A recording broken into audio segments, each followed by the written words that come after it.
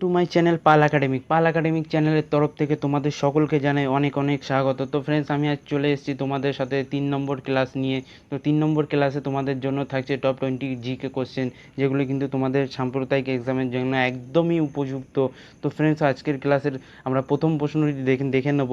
প্রথম প্রশ্নটি হচ্ছে, পৃথিবীর কেন্দ্রমণ্ডলের তাপমাত্রা প্রায় পৃথিবীর কেন্দ্রমণ্ডলের তাপমাত্রা প্রায় তোমরা এর সঠিক অ্যান্সারটি নিচে দেওয়া কমেন্ট বক্সে কমেন্ট করে জানাতে পারো। তো সঠিক অ্যান্সারটি আমরা বলে দিচ্ছি। সঠিক অ্যান্সারটি হচ্ছে 4000 ডিগ্রি সেলসিয়াস। 4000 ডিগ্রি কিন্তু সেলসিয়াস, এটা সঠিক অ্যান্সার। তো ফ্রেন্ডস, আজকের ক্লাসের সেকেন্ড কোশ্চেন আমরা দেখে নেব।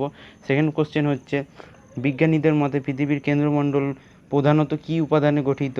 সঠিক অ্যান্সারটি হয়ে যাবে লোহা ও নিকেল। লোহা ও নিকেল। পরের প্রশ্ন, ভারতের কোন অঞ্চলে বছরে দুবার বৃষ্টি হয়? ভারতের কোন অঞ্চলে বছরে দুবার বৃষ্টি হয়? এর সঠিক অ্যান্সারটি হয়ে যাবে তামিলনাড়ু। তামিলনাড়ুতে কিন্তু বছরে দুবার বৃষ্টিপাত হয়।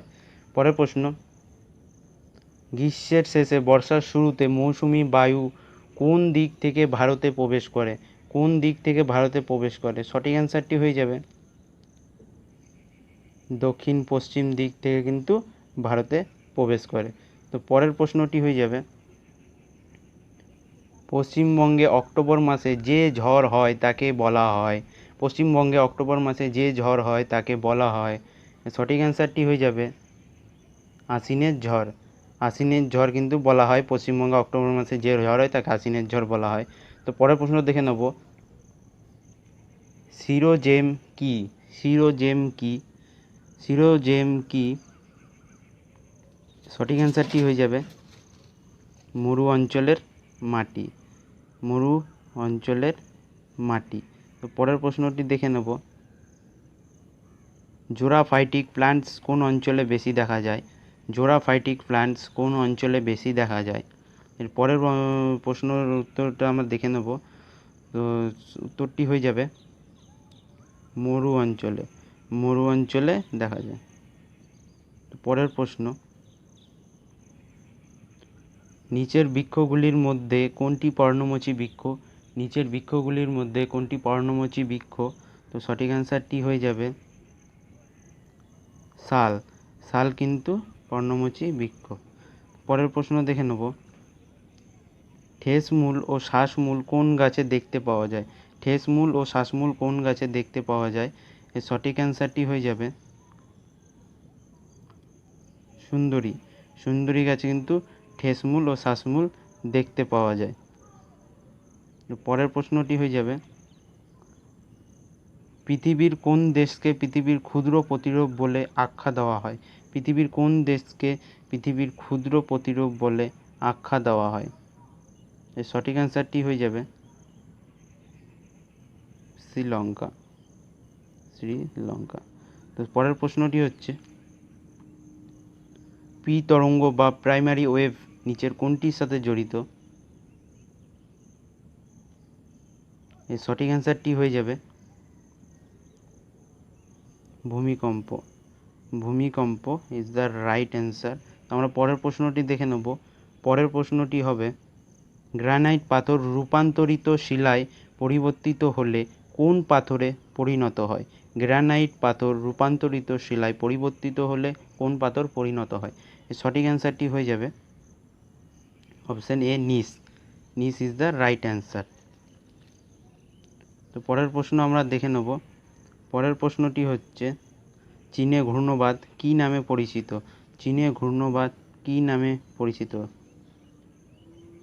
সঠিক অ্যান্সারটি হয়ে যাবে টাইফুন।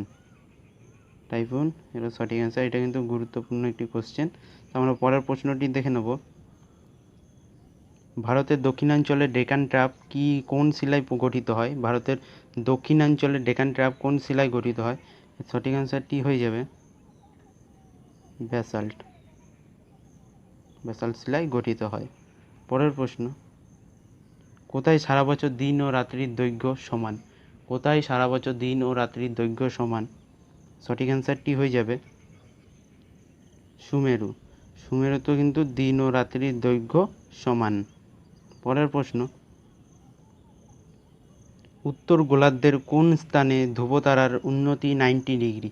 উত্তর গোলার্ধের কোন স্থানে ধ্রুব তারার উন্নতি 90°?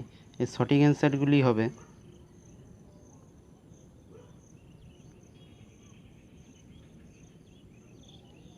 সঠিক অ্যান্সারটি হয়ে যাবে অপশন বি, সুমেরুবৃত্ত। সুমেরুবৃত্ত কিন্তু 90°। পরের প্রশ্ন, ঝুলন্ত উপত্যকা সাধারণত কোন অঞ্চলে দেখতে পাওয়া যায়? ঝুলন্ত উপত্যকা সাধারণত কোন অঞ্চলে দেখতে পাওয়া যায়? এর সঠিক অ্যান্সারটি হয়ে যাবে হিমবাহ অঞ্চলে। হিমবাহ অঞ্চলে ইজ দ্য রাইট অ্যান্সার। ঝুলন্ত উপত্যকা দেখতে পাওয়া যায়। পরের প্রশ্ন, নিচের কোনটির বায়ুর গতি ও শক্তি সর্বাধিক? নিচের কোনটি বায়ুর গতি ও শক্তি সর্বাধিক? এর সঠিক অ্যান্সারটি হচ্ছে tornado. Tornado is the right answer. পরের প্রশ্ন, ভারতে লুনি নদীর গতিপথ কোথায় এসে শেষ হয়েছে? ভারতের লুনি নদীর গতিপথ কোথায় এসে শেষ হয়েছে? এর সঠিক অ্যান্সারটি হয়ে যাবে অপশন এ, কচ্ছের রণে। পরের প্রশ্ন, নিচের কোন পর্বত শ্রেণী ভারতের কেবলমাত্র একটি রাজ্যে বিস্তৃত ও সীমাবদ্ধ? এর সঠিক অ্যান্সারটি হয়ে যাবে অপশন ডি, অজন্তা। পরের প্রশ্ন,